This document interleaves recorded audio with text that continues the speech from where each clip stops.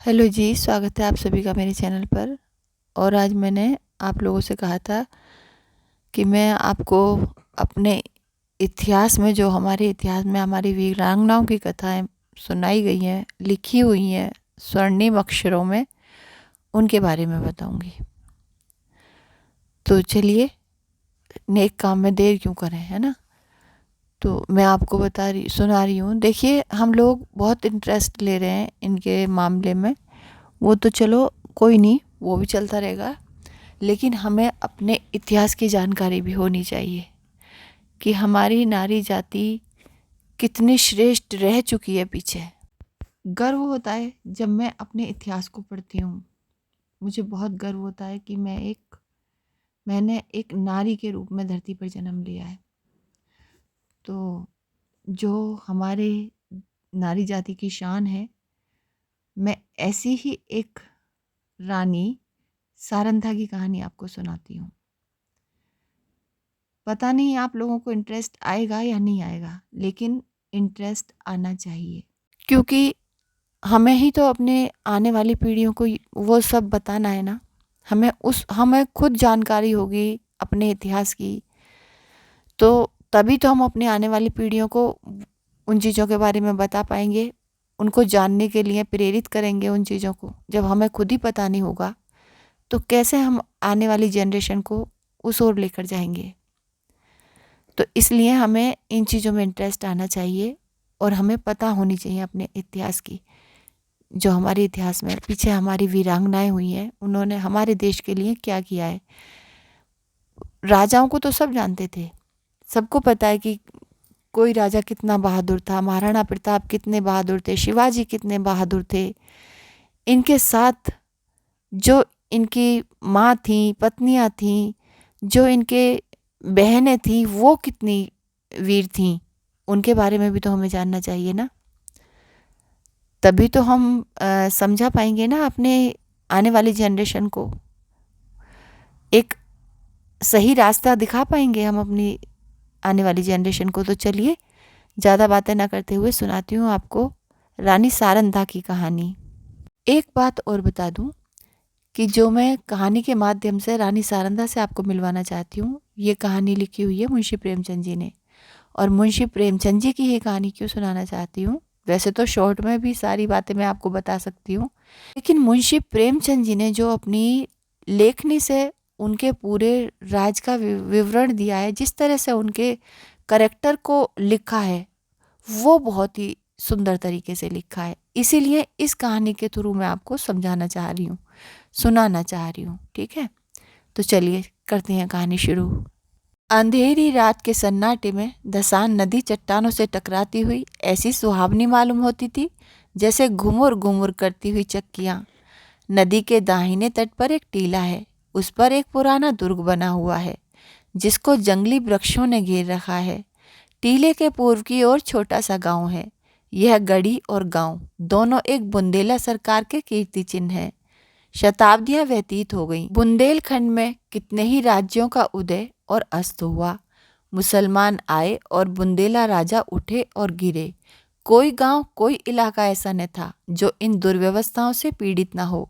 मगर इस दुर्ग पर किसी शत्रु की विजय पताका न लहराई और इस गांव में किसी विद्रोह का भी पदार्पण न हुआ। यह उसका सौभाग्य था। अनिरुद्ध सिंह वीर राजपुत्र था। वह जमाना ऐसा ही था जब मनुष्य मात्र को अपने बाहुबल और पराक्रम ही का भरोसा होता था। एक ओर मुसलमान सेनाएं पैर जमाए खड़ी रहती थीं, दूसरी ओर बलवान राजा अपने निर्बल भाइयों का गला घोटने पर तत्पर रहते थे। अनिरुद्ध सिंह के पास सवारों और पियादों का एक छोटा सा मगर सजीव दल था। इससे वह अपने कुल और मर्यादा की रक्षा किया करता था। उसे कभी चैन से बैठना नसीब न होता था। 3 वर्ष पहले उसका विवाह शीतला देवी से हुआ था, मगर अनिरुद्ध बिहार के दिन और बिलास की रातें पहाड़ों में काटता था और शीतला उसकी जान की खैर मनाने में। वह कितनी बार पति से अनुरोध कर चुकी थी, कितनी बार उसके पैरों पर गिरकर रोई थी कि तुम मेरी आंखों से दूर ना हो, मुझे हरिद्वार ले चलो, मुझे तुम्हारे साथ बनवास अच्छा है, यह वियोग अब नहीं सहा जाता। उसने प्यार से कहा जिद से कहा। विनय की, मगर अनिरुद्ध बुंदेला था। शीतला अपने किसी हथियार से उसे परास्त न कर सकी। अंधेरी रात थी, सारी दुनिया सोती थी, तारे आकाश में जागते थे। शीतला देवी पलंग पर पड़ी करवटें बदल रही थीं और उसकी ननंद सारंधा फर्श पर बैठी मधुर स्वर से गाती थी। बिनु रघुबीर कटत नहीं रैन। शीतला ने कहा, जी ना जलाओ, क्या तुम्हें भी नींद नहीं आती? सारंधा, तुम्हें लोरी सुना रही हूँ। शीतला, मेरी आंखों से तो नींद लोप हो गई। सारंधा, किसी को ढूंढने गई होगी। इतने में द्वार खुला और एक गठे हुए बदन के रूपवान पुरुष ने भीतर प्रवेश किया। वह अनिरुद्ध था। उसके कपड़े भीगे हुए थे और बदन पर कोई हथियार न था। शीतला चारपाई से उतरकर जमीन पर बैठ गई। सारंधा ने पूछा, भैया, यह कपड़े भीगे क्यों हैं? अनिरुद्ध, नदी तैर कर आया हूँ। सारंधा, हथियार क्या हुए? अनिरुद्ध, छिन गए। सारंधा, और साथ के आदमी? अनिरुद्ध, सबने वीर गति पाई। शीतला ने दबी जवान से कहा, ईश्वर ने ही कुशल किया। मगर सारंधा के तेवरों में बल पड़ गए और मुखमंडल गर्व से सतेज हो गया। बोली, भैया, तुमने कुल की मर्यादा खो दी, ऐसा कभी ना हुआ था।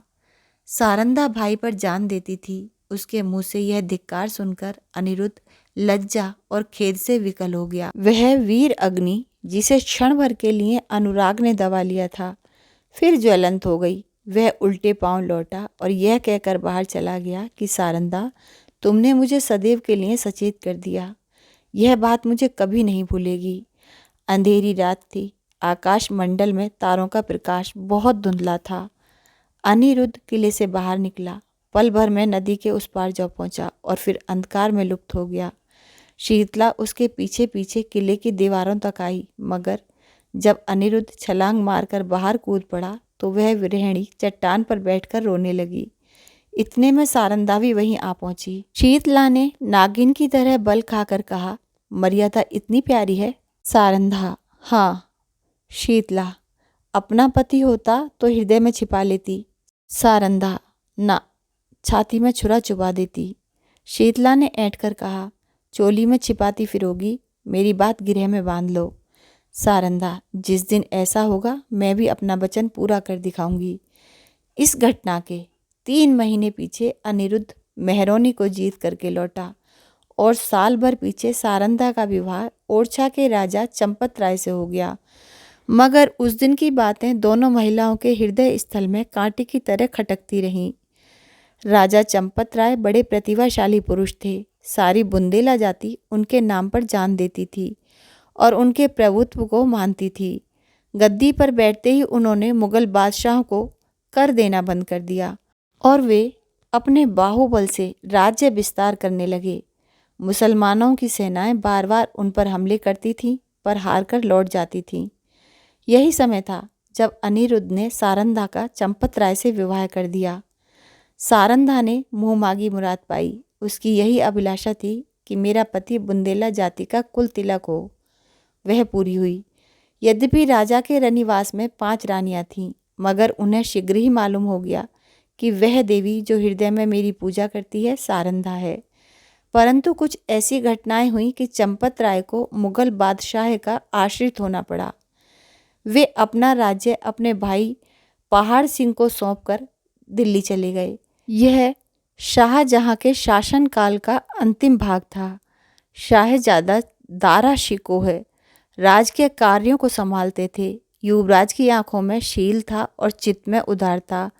उन्होंने चंपत राय की वीरता की कथाएं सुनी थीं, इसलिए उनका बहुत आदर सम्मान किया और कालपी की बहुमूल्य जागीर उनको भेंट की, जिसकी आमदनी 9 लाख थी।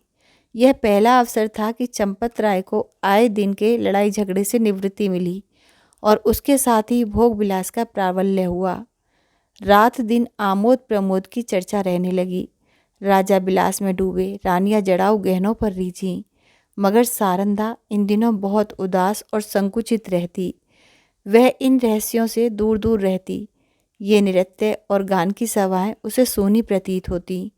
एक दिन चंपत राय ने सारंधा से कहा, सारन, तुम उदास क्यों रहती हो? मैं तुम्हें कभी हंसते नहीं देखता। क्या मुझसे नाराज हो? सारंधा की आंखों में जल भर आया। बोली, स्वामी जी, आप क्यों ऐसा विचार करते हैं? जहाँ आप प्रसन्न हैं वहाँ मैं भी खुश हूँ। चंपत राय, मैं जब से यहाँ आया हूँ मैंने तुम्हारे मुख कमल पर कभी मनोहारिणी मुस्कुराहट नहीं देखी। तुमने कभी अपने हाथों से मुझे बीड़ा नहीं खिलाया, कभी मेरी पाग नहीं संवारी, कभी मेरे शरीर पर शस्त्र न सजाए। कहीं प्रेम लता मुरझाने तो नहीं लगी? सारंधा, प्राणनाथ, आप मुझसे ऐसी बात पूछते हैं जिसका उत्तर मेरे पास नहीं है। यथार्थ में इन दिनों मेरा चित्त उदास रहता है। मैं बहुत चाहती हूँ कि खुश रहूं, मगर बोझ सा हृदय पर धरा रहता है। चंपत राय स्वयं आनंद में मगन थे, इसलिए उनके विचार में सारंधा को असंतुष्ट रहने का कोई उचित कारण नहीं हो सकता था। वे बहुत सुकोड़ कर बोले, मुझे तुम्हारे उदास रहने का कोई विशेष कारण नहीं मालूम होता। ओरछे में कौन सा सुख था जो यहाँ नहीं है? सारंधा का चेहरा लाल हो गया। बोली, मैं कुछ कहूँ आप नाराज तो ना होंगे? चंपत राय, नहीं, शौक से कहो। सारंधा, ओरछे में मैं एक राजा की रानी थी, यहाँ मैं एक जागीरदार की चेरी हूँ। ओरछे में वह थी जो अवध में कौशल्या थी, यहाँ मैं बादशाह के एक सेवक की स्त्री हूँ। आप जिस बादशाह के सामने आज आदर से सिर झुकाते हैं वह कल आपके नाम से कांपता था। रानी से चेरी होकर भी प्रसन्नचित होना मेरे वश में नहीं है। आपने यह पद और ये विलास की सामग्रियां बड़े महंगे दामों मोल ली हैं। चंपत राय के नेत्रों पर से एक पर्दा सा हट गया। वे अब तक सारंधा की आत्मिक उच्चता को न जानते थे। जैसे बे माँ बाप का बालक माँ की चर्चा सुनकर रोने लगता है, उसी तरह ओरछे की याद से चंपत राय की आंखें सजल हो गईं। उन्होंने आदर युक्त अनुराग के साथ सारंधा को हृदय से लगा लिया। आज से उन्हें फिर उसी उजड़ी बस्ती की फिक्र हुई जहाँ से धन और कीर्ति की अभिलाषाएं खींच लाई थीं। माँ अपने खोए हुए बालक को पाकर निहाल हो जाती है। चंपत राय के आने से बुंदेलखंड निहाल हो गया। ओरछे के भाग जागे, नौबतें बजने लगीं और फिर सारंधा के कमल नेत्रों में जातीय अभिमान का आभास दिखाई देने लगा। यहाँ रहते रहते महीनों बीत गए। इस बीच में शाहजहाँ बीमार पड़ा।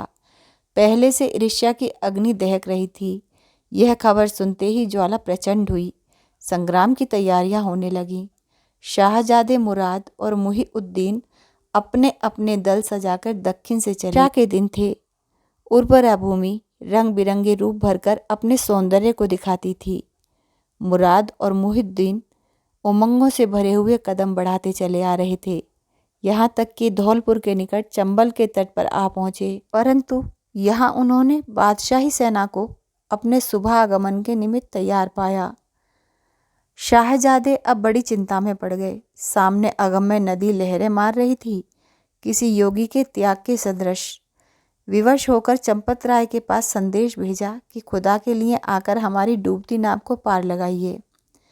राजा ने भवन में जाकर सारंधा से पूछा, इसका क्या उत्तर दूं? सारंधा, आपको मदद करनी होगी। चंपत राय, उनकी मदद करना दारा शिकोह से वैर लेना है। सारंधा, यह सत्य है, परंतु हाथ फैलाने की मर्यादा भी तो निभानी चाहिए। चंपत राय, प्रिय, तुमने सोचकर जवाब नहीं दिया। सारंधा, प्राणनाथ, मैं अच्छी तरह जानती हूँ कि यह मार्ग कठिन है और अब हमें अपने योद्धाओं का रक्त पानी के समान बहाना पड़ेगा, परंतु हम अपना रक्त बहाएंगे और चंबल की लहरों को लाल कर देंगे। विश्वास रखिए कि जब तक नदी की धारा बहती रहेगी वह हमारे वीरों की कीर्तिगान करती रहेगी। जब तक बुंदेलों का एक भी नाम लेवा रहेगा, ये रक्त बिंदु उसके माथे पर केसर का तिलक बनकर चमकेंगे। वायुमंडल में मेघराज की सेनाएं उमड़ रही थीं। ओरछे के किले से बुंदेलों की एक काली घटा उठी और बेग के साथ चंबल की तरफ चली। प्रत्येक सिपाही वीर रस से झूम रहा था।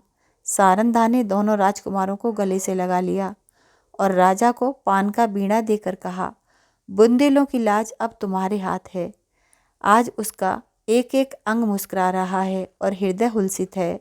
बुंदेलों की यह सेना देखकर शाहजादे फूले न समाये। राजा वहाँ की अंगुल अंगुल भूमि से परिचित थे। उन्होंने बुंदेलों को तो एक आड़ में छुपा दिया और वे शाहजादों की फौज को सजाकर नदी के किनारे किनारे पश्चिम की ओर चले। दारा शिकोह को भ्रम हुआ कि शत्रु किसी अन्य घाट से नदी उतरना चाहता है। उन्होंने घाट पर के मोर्चे हटा लिए।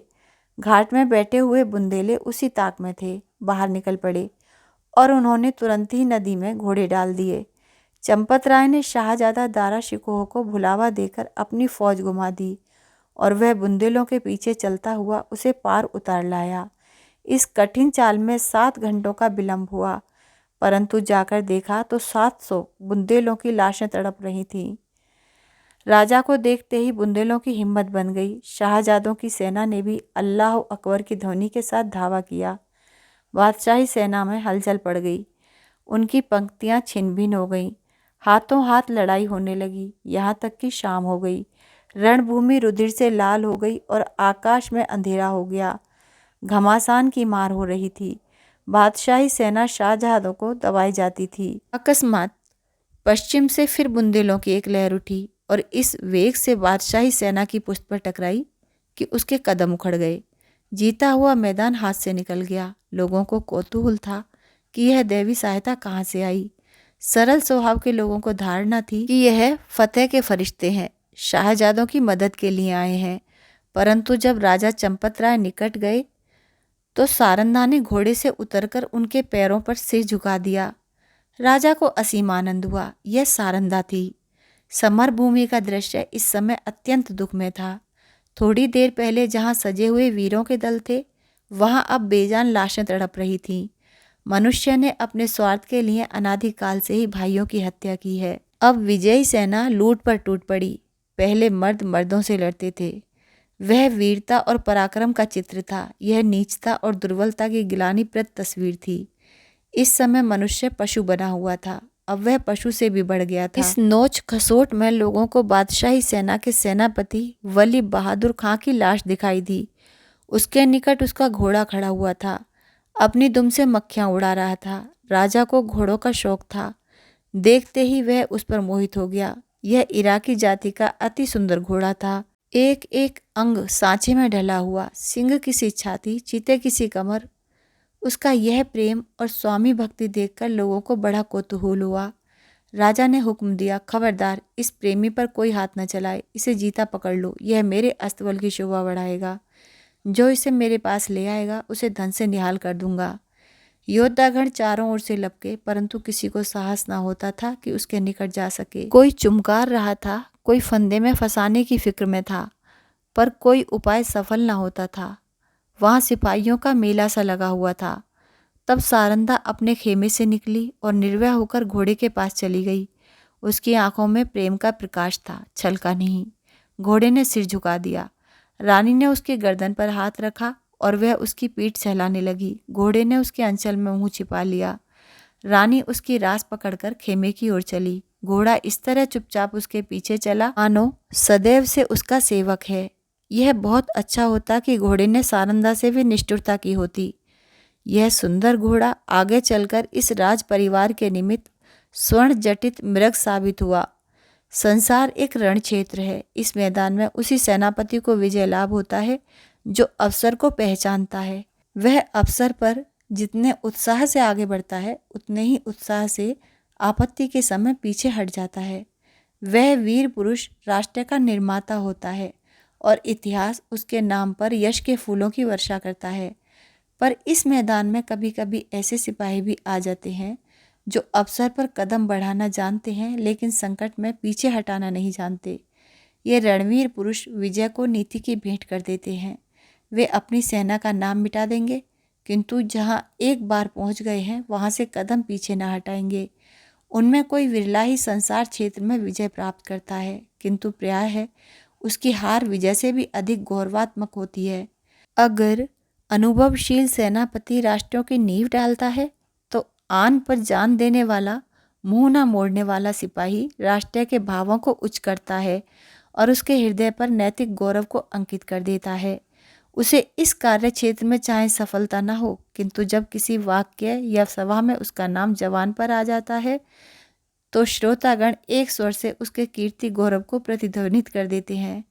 सारंदा आन पर जान देने वालों में से थी। शाहजादा मोहुद्दीन चंबल के किनारे से आगरे की ओर चला। तो सौभाग्य उसके सिर पर मूर्छल हिलाता था। जब वह आगरे पहुंचा तो विजय देवी ने उसके लिए सिंहासन सजा दिया। औरंगजेब गुणज्ञ था। उसने बादशाही अफसरों के अपराध क्षमा कर दिए, उनके राज्य पद लौटा दिए और राजा चंपत राय को उसके बहुमूल्य कृत्यों के उपलक्ष्य में 12,000 मनसब प्रदान किया। ओरछा से बनारस और बनारस से जमुना तक उसकी जागीर नियत की गई। बुंदेला राजा फिर राजसेवक बना। वह फिर सुखविलास में डूबा और रानी सारंदा फिर पराधीनता के शोक से गुलने लगी। वली बहादुर खां बड़ा वाक्य चतुर मनुष्य था। उसकी मृदुता ने शीघ्र ही उसे बादशाह आलमगीर का विश्वास पात्र बना दिया। उस पर राजसभा में सम्मान की दृष्टि पड़ने लगी। खां साहब के मन में अपने घोड़े के हाथ से निकल जाने का बड़ा शौक था। एक दिन कुंवर छत्रसाल उसी घोड़े पर सवार होकर सैर को गया था। वह खां साहब के महल की तरफ जा निकला। वली बहादुर ऐसे ही अवसर की ताक में था। उसने तुरंत अपने सेवकों को इशारा किया। राजकुमार अकेला क्या करता? पाँव पाँव घर आया और उसने सारंदा से सब समाचार बयान किया। रानी का चेहरा तमतमा गया। बोली, मुझे इसका शौक नहीं कि घोड़ा हाथ से गया, शौक इसका है कि तू उसे खोकर जीता क्यों लौटा। क्या तेरे शरीर में बुंदेलों का रक्त नहीं है? घोड़ा ना मिलता ना सही, किंतु तुझे दिखा देना चाहिए था कि एक बुंदेला बालक से उसका घोड़ा छीन लेना हंसी खेल नहीं है। यह कहकर उसने अपने 25 योद्धाओं को तैयार होने की आज्ञा दी। स्वयं अस्त्र धारण किए और योद्धाओं के साथ वली बहादुर खां के निवास स्थान पर जा पहुंची। खां साहब उसी घोड़े पर सवार होकर दरबार चले गए थे। सारंदा दरबार की तरफ चली और एक क्षण में किसी वेगवती नदी के सदृश बादशाही दरबार के सामने जा पहुंची। यह कैफियत देखते ही दरबार में हलचल मच गई। अधिकारी वर्ग इधर उधर से आकर जमा हो गए। आलमगीर भी सहन में निकल आए। लोग अपनी अपनी तलवारें संभालने लगे और चारों तरफ शोर मच गया। कितने ही नेत्रों ने इसी दरबार में अमर सिंह की चमकती तलवार देखी थी। उन्हें वही घटना फिर याद आ गई। सारंदा ने उच्च स्वर से कहा, खां साहब, बड़ी लज्जा की बात है। आपने वही वीरता जो चंबल के तट पर दिखानी चाहिए थी, आज एक अबोध बालक के सम्मुख दिखाई है। क्या यह उचित था कि आप उससे घोड़ा छीन लेते? वली बहादुर खां की आंखों से अग्नि ज्वाला निकल रही थी। वे कड़ी आवाज से बोले, किसी गैर की क्या मजाल है कि मेरी चीज अपने काम में लाए। रानी, वह आपकी चीज नहीं, मेरी है। मैंने उसे रणभूमि में पाया है और उस पर मेरा अधिकार है। क्या रणनीति की इतनी मोटी बात आप नहीं जानते? खां साहब, वह घोड़ा मैं नहीं दे सकता। उसके बदले में सारा अस्तबल आपकी नज़र है। रानी, मैं अपना घोड़ा लूँगी। खां साहब, मैं उसके बराबर जवाहरात दे सकता हूँ, परंतु घोड़ा नहीं दे सकता। रानी, तो फिर इसका निश्चय तलवार से होगा। बुंदेला योद्धाओं ने तलवारें सूत ली और निकट था कि दरबार की भूमि रक्त से प्लावित हो जाए। बादशाह आलमगीर ने बीच में आकर कहा, रानी साहबा, आप सिपाहियों को रोकें। घोड़ा आपको मिल जाएगा, परंतु इसका मूल्य बहुत देना पड़ेगा। रानी, मैं उसके लिए अपना सर्वस्व खोने को तैयार हूँ। बादशाह, जागीर और मनसब भी? रानी, जागीर और मनसब कोई चीज़ नहीं। बादशाह, अपना राज्य भी? रानी, हाँ, राज्य भी। बादशाह, एक घोड़े के लिए? रानी, नहीं, उस पदार्थ के लिए जो संसार में सबसे अधिक मूल्यवान है। बादशाह, वह क्या है? रानी, अपनी आन। इस भांति रानी ने अपने घोड़े के लिए अपनी विस्तृत जागीर, उच्च राज और राज सम्मान सब हाथ से खोया और केवल इतना ही नहीं, भविष्य के लिए कांटे बोए। इस घड़ी से अंत दशा तक चंपत राय को शांति न मिली। राजा चंपत राय ने फिर ओरछे के किले में पदार्पण किया। उन्हें मनसब और जागीर के हाथ से निकल जाने का अत्यंत शौक हुआ, किंतु उन्होंने अपने मुंह से शिकायत का एक शब्द भी नहीं निकाला। वे सारंदा के स्वभाव को भली भांति जानते थे। शिकायत इस समय उनके आत्मगौरव पर कुठार का काम करती। कुछ दिन यहाँ शांतिपूर्वक व्यतीत हुए, लेकिन बादशाह सारंदा की कठोर बात भूला न था। वह क्षमा करना जानता ही न था। जो ही भाइयों की ओर से निश्चिंत हुआ, उसने एक बड़ी सेना चंपत राय का गर्व चूर्ण करने के लिए भेजी और 22 अनुभवशील सरदार इस मुहिम पर नियुक्त किए। शुभकरण बुंदेला बादशाह का सूबेदार था। वह चंपत राय का बचपन का मित्र और सहपाठी था। उसने चंपत राय को परास्त करने का बीड़ा उठाया और भी कितने ही बुंदेला सरदार राजा से विमुख होकर बादशाही सूबेदार से आ मिले। एक घोर संग्राम हुआ, भाइयों की तलवारें रक्त से लाल हुईं। यद्यपि इस समर में राजा को विजय प्राप्त हुई, लेकिन उसकी शक्ति सदा के लिए क्षीण हो गई। निकटवर्ती बुंदेला राजा, जो चंपत राय के बाहुबल थे, बादशाह के कृपाकांक्षी बन बैठे। साथियों में कुछ तो काम आए, कुछ दगा कर गए। यहाँ तक कि निज संबंधियों ने भी आंखें चुरा लीं। परंतु इन कठिनाइयों में भी चंपत राय ने हिम्मत नहीं हारी, धीरज को न छोड़ा। उन्होंने ओरछा छोड़ दिया और वह 3 वर्ष तक बुंदेलखंड के सघन पर्वतों में छिपे फिरते रहे। बादशाही सेना शिकारी जानवरों की भांति सारे देश में मंडरा रही थी। आए दिन राजा का किसी न किसी से सामना हो जाता था। सारंधा सदैव उनके साथ रहती और उनका साहस बढ़ाया करती। बड़ी बड़ी आपत्तियों में जब धैर्य लुप्त हो जाता है और आशा साथ छोड़ देती है, आत्मरक्षा का धर्म उसे संभाले रहता है। 3 साल के बाद अंत में बादशाह के सूबेदारों ने आलमगीर को सूचना दी कि इस शेर का शिकार आपके सिवाय और किसी से न होगा।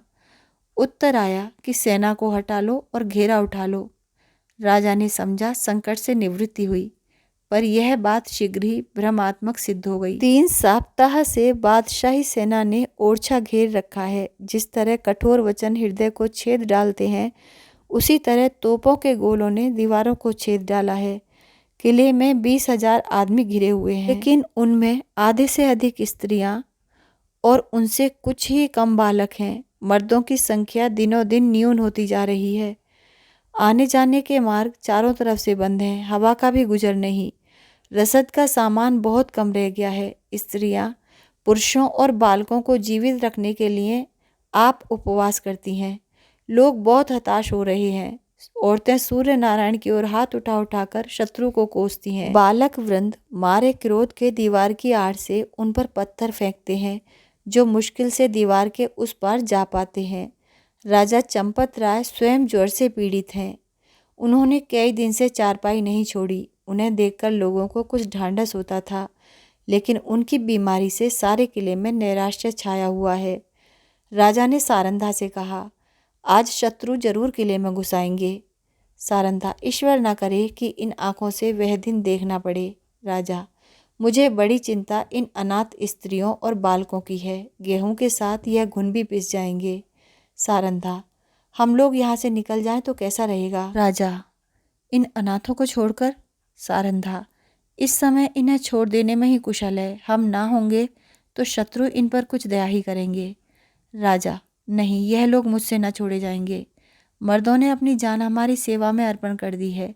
इनकी स्त्रियों और बच्चों को मैं कदापि नहीं छोड़ सकता। सारंधा, लेकिन यहाँ रहकर हम उनकी कुछ मदद भी तो नहीं कर सकते। राजा, उनके साथ प्राण तो दे सकते हैं। मैं उनकी रक्षा में अपनी जान लड़ा दूंगा। उनके लिए बादशाही सेना की खुशामद करूंगा। कारावास की कठिनाइयाँ सहूंगा, किंतु इस संकट में उन्हें छोड़ नहीं सकता। सारंधा ने लज्जित होकर सिर झुका लिया और सोचने लगी, निसंदेह प्रिय साथियों को आग की आंच में छोड़कर अपनी जान बचाना घोर नीचता है। मैं ऐसी स्वार्थ अंध क्यों हो गई हूँ? लेकिन एकाएक विचार उत्पन्न हुआ। बोली, यदि आपको विश्वास हो जाए कि इन आदमियों के साथ कोई अन्याय ना किया जाएगा, तब तो आपको चलने में कोई बाधा ना होगी। राजा सोचकर, कौन विश्वास दिलाएगा? सारंधा, बादशाह के सेनापति का प्रतिज्ञा पत्र।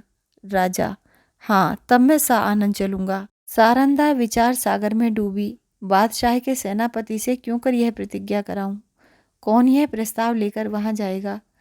और निर्दयी ऐसी प्रतिज्ञा करने ही क्यों लगे? उन्हें तो अपनी विजय की पूरी आशा है। मेरे यहाँ ऐसा नीति कुशल, बाकपटु चतुर कौन है जो इस दुस्तर कार्य को सिद्ध करे? छत्रसाल चाहे तो कर सकता है, उसमें ये सब गुण मौजूद हैं। इस तरह मन में निश्चय करके रानी ने छत्रसाल को बुलाया। यह उसके चारों पुत्रों में बुद्धिमान और साहसी था। रानी उससे सबसे अधिक प्यार करती थी। जब छत्रसाल ने आकर रानी को प्रणाम किया तो उनके कमल नेत्र सजल हो गए और हृदय से दीर्घ निश्वास निकल गया। छत्रसाल, माता मेरे लिए क्या आज्ञा है? रानी, आज लड़ाई का क्या ढंग है? छत्रसाल, हमारे 50 योद्धा अब तक काम आ चुके हैं। रानी, बुंदेलों की लाज अब ईश्वर के हाथ है। छत्रसाल, हम आज रात को छापा मारेंगे। रानी ने संक्षेप में अपना प्रस्ताव छत्रसाल के सामने उपस्थित किया और कहा, यह काम किसे सौंपा जाए? छत्रसाल, मुझको। रानी, तुम इसे पूरा कर दिखाओगे? छत्रसाल, हाँ, मुझे पूर्ण विश्वास है। अच्छा जाओ, परमात्मा तुम्हारा मनोरथ पूरा करें। छत्रसाल जब चला तो रानी ने उसे हृदय से लगा लिया और तब आकाश की ओर दोनों हाथ उठाकर कहा, दयानिधि, मैंने अपना तरुण और होनहार पुत्र बुंदेलों की आन के आगे भेंट कर दिया। अब इस आन को निभाना तुम्हारा काम है। मैंने बड़ी मूल्यवान वस्तु अर्पित की है, इसे स्वीकार करो।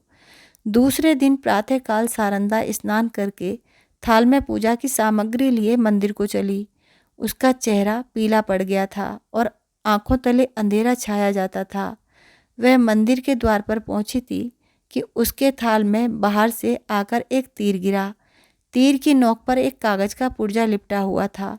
सारंदा ने थाल मंदिर के चबूतरे पर रख दिया और पुर्जे को खोलकर देखा तो आनंद से चेहरा खिल गया, लेकिन यह आनंद क्षण भर का था। हाय, इस पुर्जे के लिए मैंने अपना प्रिय पुत्र हाथ से खो दिया है। कागज के टुकड़े को इतना महंगे दामों किसने लिया होगा? मंदिर से लौटकर सारंदा राजा चंपत राय के पास गई और बोली, प्राणनाथ, आपने जो वचन दिया था उसे पूरा कीजिए। राजा ने चौंक कर पूछा, तुमने अपना वादा पूरा कर दिया? रानी ने वह प्रतिज्ञा पत्र राजा को दे दिया। चंपत राय ने उसे गौर से देखा, फिर बोले, अब मैं चलूँगा और ईश्वर ने चाहा तो एक बार फिर शत्रुओं की खबर लूँगा। लेकिन सारन, सच बताओ, इस पत्र के लिए क्या देना पड़ा है? रानी ने कुंठित स्वर से कहा, बहुत कुछ। राजा, सुनो। रानी, एक जवान पुत्र। राजा को बाण सा लग गया। पूछा, कौन, अंगद राय? रानी, नहीं। राजा, रतन साहा? रानी, नहीं। राजा, छत्रसाल? रानी, हाँ। जैसे कोई पक्षी गोली खाकर परों को फड़फड़ाता है और तब बेदम होकर गिर पड़ता है, उसी भांति चंपत राय पलंग से उछले और फिर अचेत होकर गिर पड़े। छत्रसाल उनका परम प्रिय पुत्र था। उनके भविष्य की सारी कामनाएं उसी पर अवलंबित थीं। जब चेत हुआ तब बोले, सारन, तुमने बुरा किया। अंधेरी रात थी। रानी सारंदा घोड़े पर सवार चंपत राय को पालकी में बैठाए किले के गुप्त मार्ग से बाहर निकली जाती थी। आज से बहुत काल पहले एक दिन ऐसी ही अंधेरी दुखमयी रात्रि थी जब सारंदा ने शीतला देवी को कुछ कठोर वचन कहे थे। शीतला देवी ने उस समय जो भविष्यवाणी की थी वह आज पूरी हुई। क्या सारंदा ने उसका जो उत्तर दिया था वह भी पूरा होकर रहेगा? मध्याह्न था। सूर्य नारायण सिर पर आकर अग्नि की वर्षा कर रहे थे। शरीर झुलसाने वाली प्रचंड प्रखर वायु वन और पर्वत में आग लगाती फिरती थी। ऐसा विदित होता था मानो अग्निदेव की समस्त सेना गरजती हुई चली आ रही है। गगन मंडल इस भय से कांप रहा था। रानी सारंदा घोड़े पर सवार चंपत राय को लिए पश्चिम की तरफ चली जाती थी। ओरछा 10 कोस पीछे छूट चुका था और प्रतिक्षण यह अनुमान स्थिर होता जाता था कि अब हम भय के क्षेत्र से बाहर निकल आए। राजा पालकी में अचेत पड़े हुए थे और कहार पसीने में सराबोर थे। पालकी के पीछे 5 सवार घोड़ा बढ़ाए चले आते थे। प्यास के मारे सबका बुरा हाल था। तालू सूखा जाता था। किसी वृक्ष की छाया और कुएं की तलाश में आंखें चारों ओर दौड़ रही थीं। अचानक सारंदा ने पीछे की तरफ फिरकर देखा तो उसे सवारों का एक दल आता हुआ दिखाई दिया। उसका माथा ठनका कि अब कुशल नहीं है। यह लोग अवश्य हमारे शत्रु हैं।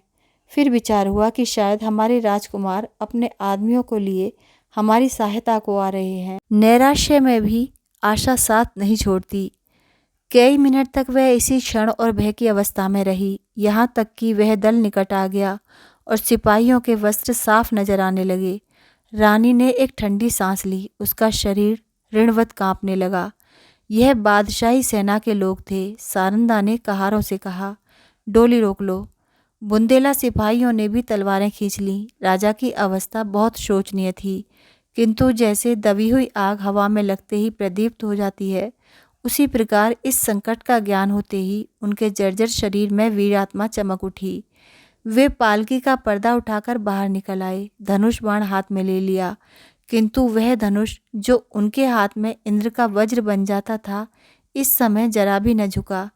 सिर में चक्कर आया, पैर थर्राए और वे धरती पर गिर पड़े। भावी अमंगल की सूचना मिल गई। उस पंख रहित पक्षी के सदृश जो सांप को अपनी ओर आते देखकर ऊपर को उचकता और फिर गिर पड़ता है, राजा चंपत राय फिर संभल उठे और फिर गिर पड़े। सारंधा ने उन्हें संभाल कर बैठाया और रोकर बोलने की चेष्टा की, परंतु मुंह से केवल इतना निकला, प्राणनाथ, इसके आगे मुंह से एक शब्द भी न निकल सका।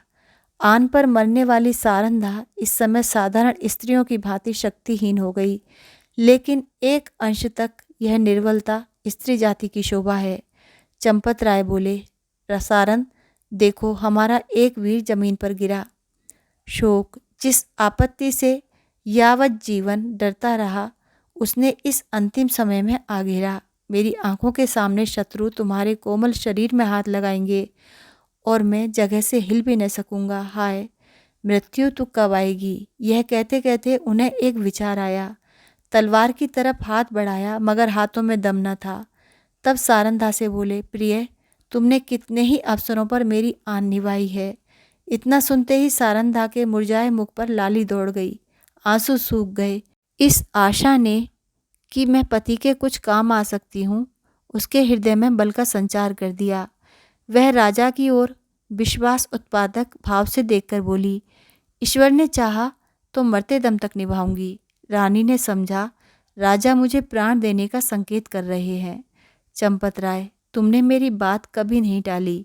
सारंधा, मरते दम तक न टालूंगी। राजा, यह मेरी अंतिम याचना है, इसे अस्वीकार न करना। सारंधा ने तलवार को निकालकर अपने बक्षस्थल पर रख लिया और कहा, यह आपकी आज्ञा नहीं है। मेरी हार्दिक अभिलाषा है कि मैं मरूं तो यह मस्तक आपके पद कमलों पर हो।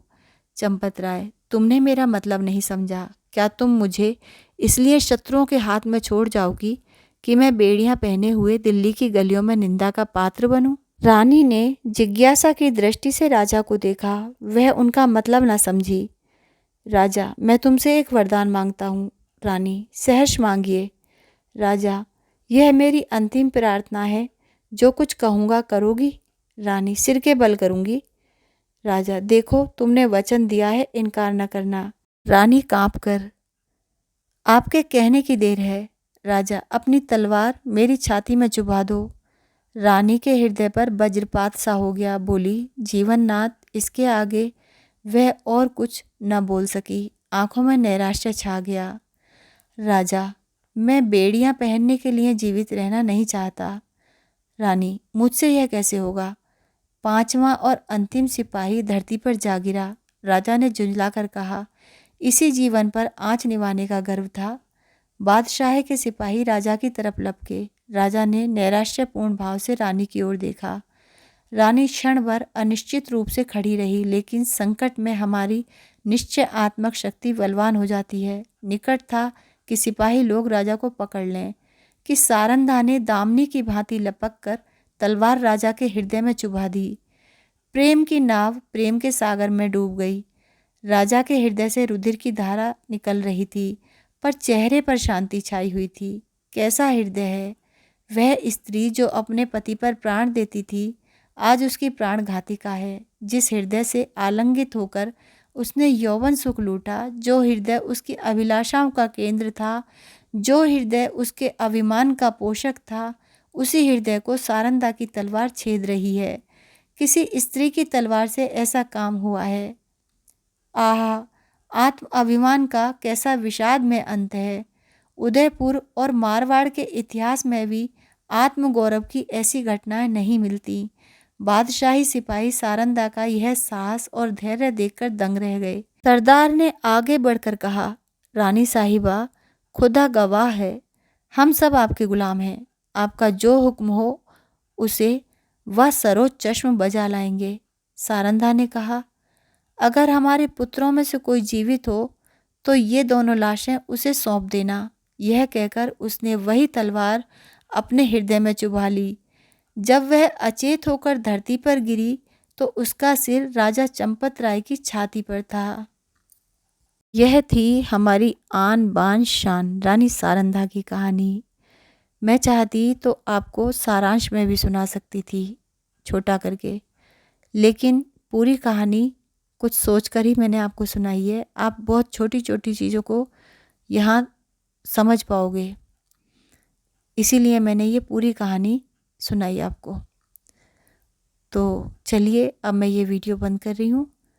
अब मैं आपको मिलूँगी अपने अगले वीडियो में, तब तक के लिए बाय।